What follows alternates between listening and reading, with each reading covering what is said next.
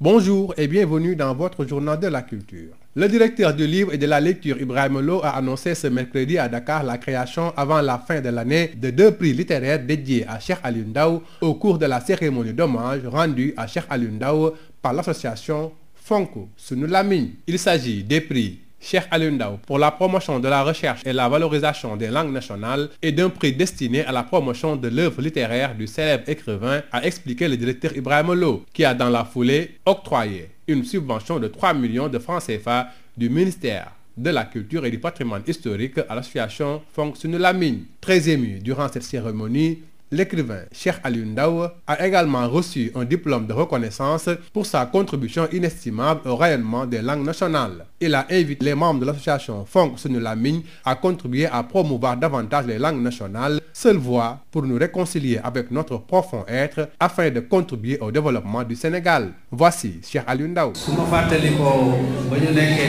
Je me rappelle quand on était étudiant en France à Grenoble, je participais souvent les dimanches soirs aux réunions pour la promotion des langues nationales. À l'époque, beaucoup d'amis étudiants comme moi étaient étonnés de me voir m'intéresser à ce point aux langues nationales. Parce que beaucoup d'entre eux ne voyaient pas l'importance d'écrire en langue nationale. D'ailleurs, même quand je leur disais que j'écrivais en Wolof, cela les faisait rire. Ils étaient plus ou moins étonnés. Et pourtant, la promotion des langues nationales était un levier important pour le développement d'un pays. Prenez par exemple l'exemple d'un pays comme l'Indonésie. Ils ont été colonisés pendant plusieurs années. C'est en 1945 seulement qu'ils ont eu la souveraineté totale. Après, ils ont pris des décisions. Ils ont choisi une langue locale et ont fait la promotion de cette langue. Et aujourd'hui, ils sont réputés dans le cadre du développement. Toutes les langues se valent en fin de compte. Il ne faut pas mépriser ou bien sous-estimer une langue. Tout a été écrit, par exemple, en langue nationale, dans tous les domaines de la connaissance. Il reste juste à les découvrir. Il y en a même qui ne savent pas qu'on a fait des progrès, on a tout écrit sur les langues. Il faut juste la traduction. Voyez-vous, Shakespeare est un Anglais. Ses pièces sont jouées à travers le monde et même en France parce qu'il a été traduit. De même pour Corneille, c'est un Français mais il est connu en Angleterre. Donc la traduction assure le véhicule du savoir. Il faut écrire en langue nationale et dans nos langues locales et la traduction fera le reste. Oui, pour le Sargal et l'hommage, je suis vraiment ému. Voyez-vous, quand j'écrivais, je ne savais pas qu'il y aurait autant d'audience et de lecteurs à travers mes écrits. Tout écrivain se doit d'être humble, car il ignore la réception que les lecteurs feront de ses écrits. En tout cas, moi, je suis vraiment satisfait de voir aujourd'hui qu'il y a des auteurs, des intellectuels et même parmi eux mes élèves qui aujourd'hui traitent de mes propres écrits. C'est la raison pour laquelle quand je suis entré dans la salle, j'ai été ému aux larmes parce que je ne m'attendais pas à cela. J'ai été agréablement surpris. Et le seul conseil que je vous donne maintenant, c'est carrément d'écrire en langue nationale. Ne vous contentez pas de faire des hommages, mais écrivez vous-même et perpétuez la valorisation des langues nationales. C'est ça le défi.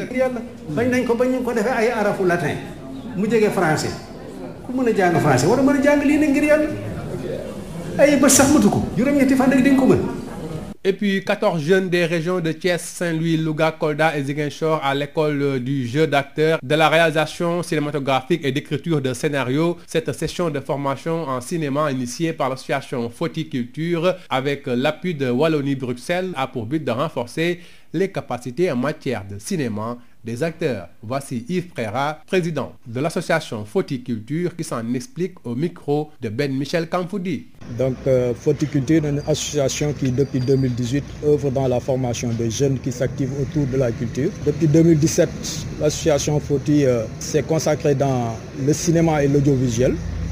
où on a formé à peu près 80 jeunes qui œuvrent dans le métier du cinéma et de l'audiovisuel. Aujourd'hui, nous sommes en résidence pour cette année, ici à Ziguinchor. On en est à notre 3e résidence depuis cette année, depuis 2021. Donc cette résidence-là a sélectionné 14 jeunes qui sont issus des régions de Thiès, Saint-Louis, Louga, Ziguinchor et Kolda. Et ils sont là grâce à la coopération mixte de partenariat entre l'État du Sénégal et la Wallonie-Bruxelles. Donc il y a 2 modules qu'on a réunis ici. Une partie des jeunes vont recevoir une formation en jeu d'acteur qui sera dirigée par M. Oumar Diallo. Diolo. Et l'autre module, c'est le scénario et la réalisation, dirigé par Django. Ils vont recevoir ces deux modules-là pendant ce qui et ils vont essayer d'associer ces deux modules pour à la fin produire des capsules ou bien en tout cas produire quelque chose pour acter cette résidence. C'est la fin de votre journal de la culture. Merci de l'avoir suivi.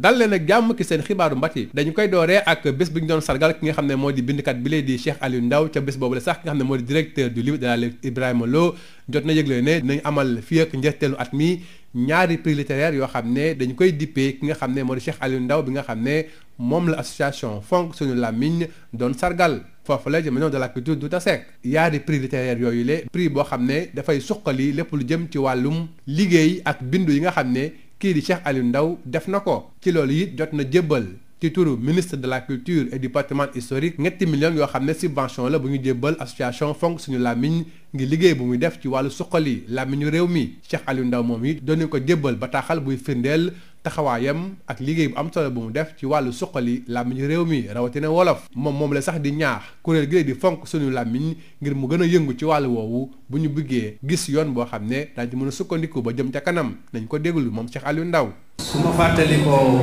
ba ñu nekkee di jàng en France di toppatoo mbirum làmmiñu réew mi te nga xam ne ñi daan daje ca Grenoble man maa ci gënoon nekk ndaw ma daan dem di fekkee ndaje yooyu ñu bare ci sama morom yi te xam ne xamaguñu woon njëriñal loolu dañ ci daan xaw a waaru ndax daf daan doon dibéer te fekk booba ndongo yi daan nañ tal leneen lu dul naan ñu ngay dem ci ay ndaje yi waxatuma nag di wax ak mbirum bind ci làmmiñu réew mi booba soo waxee ne da ngay bind ci wolof sax ñenn ñi duñ ko xam wala duñ ko yëg wala daf leen di def ree sooy jàng di nga gis ne réew mu mel ni Indonésie nga xam ne tey dañ ko naw ci xam-xam bu leen fàtte ne hollandais yi ñoo ko yilif ñeenti téeméeri at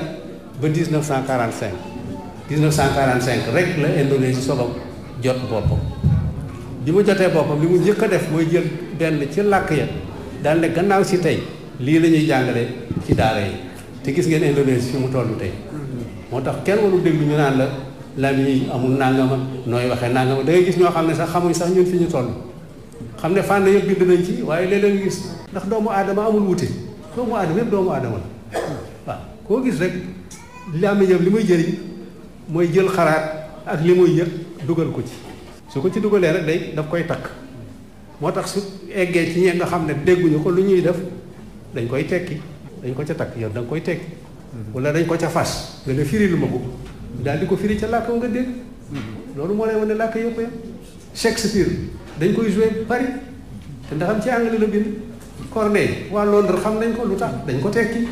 fii léegi ñu ngi tekki ci làkk ak làkk du la neex bindal loolu rek lañ leen di soññ ngeen góorgóorlu ci nag waaw sargal bi daf ma bett ndax wax dëgg yàlla ba may bind xaw ma woon sax ne dina am ñu ko jàng ndax nag koo gis muy bàkku nag xamul luy bind dañuy wax rek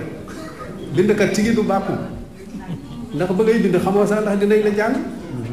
suñ demee nag ba mu am ñu la jàng ba gannaaw gi ñi la jàng di ay jàngalekat ak di ay gëstukat yoo xam ne ci daara yu mag yi la ñu nekk ak di ay bindkat ni yow xam bind ni mu méttee ak ñoom li ñu ciy daj bu leen jaralee ñu def lii yëpp di ma ko nëbb nag di ci xuloog man sax ku mel ni mareetu moom dëgër bopp topp ma rek wax naa ba tàyyi ndekete lii lañ ma dencal moo tax bi ma duggee tax ngeen sax ba samay sët di gis sama rongal xam nga loolu doy na war ndax jooyloo ngeen ma ndax ma bett ma xam ne nag da ngeen ma ko yéene tey nag li tax ma gën a gërëm mooy bu leen ci yem nag da ngeen di def ni ñun dee leen bind ci làmmiñ bind leen ci làmmiñ réew ak di ko jàng na ngir yàlla bañ nañ ko bañ ñu ko defee ay arafu latin mu jege français ku mën a jàng français war a mën a jàng lii ne ngir yàlla ay bët sax matu ko juróom-ñetti fan rek dañ ko mën jóge ci loolu wax ci wàllu cinéma di xam ne fukk ak ñeenti ndaw yu bawoo ci ay régions yu bëri te wuute Thiès Ndar Géej Louga Kolda ak Ziguinchor jot nañu amal benn session de formation bu am solo jëm ci wàllu jeu d'acteur ni ñuy bindee ay scénario waaye nu ñuy réaliser ay film lu ni mel ci ndimbalu association bi lay di Foti Culture ak it jàppale bi nga xam ne wala ni Bruxelles doon na ko def ci wàllum formation boobule loolu lee ngir fexe daal ba ndaw ji lee gën a maîtriser lépp lu jëm ci wàllum métier cinéma yi nañ ci déglu Yves Préra di président association Foti Culture ci micro Ben Michel Kanfoudi. donc Foti Culture comme niñ ko ñenn ñi xamee dañuy dajale ay jeunes yu jóge ci région Sénégal yi soxla ay formation ci li ñuy jëfandikoo ci milieu art ba ñuy tàmbalee ñu ngi tàmbale ci théâtre bi former ay jeunes yu bëre ba ñooñu waaw formation yooyu permettre na leen ñu nekk ci di liggéey ni mu leen neexee di bokk ci ay production yoo xam ne ñu ngi ci dans l'international et tout wala di jàppale seen i ay rakk yoo xam ne ñu ngi seen région yi ñu jógee parce que suñu action yëpp en général ci région yi lañ koy def pour jàppale jeunes yi nga xam ne dina leen jafe ñu am formation parce que Dakar sore na donc depuis 2017 loolu li ñu gisoon ci théâtre ñu gis ni actuellement cinéma Sénégal mu ngi commencé di développer mais jeunes yi ci bëre nekk ci biir dañuy remarquer ni manqué ay outils wala ay formation yoo xam ne dina leen permettre ñu nekk de vrais professionnels loolu lañ commencé tàmbale depuis 2017 ñu commencé ak léegi wàññi nañ lu ëpp 80 jeunes yoo xam ne waaw jot nañu ay formation di indi formation bi ren ji fii à Ziguinchor am na ay cadreur am na ay machiniste am na ay assistant réalisateur am voilà kii am ay acteurs aussi bii ñu nekk nii 14 jeunes la ñu sélectionné ñoom ñooy am formation yi ñuy def ci ren jiiti fii la ñu ndar keppee seen xibaaru mbatit jërë ngeen jëf ci déglu bi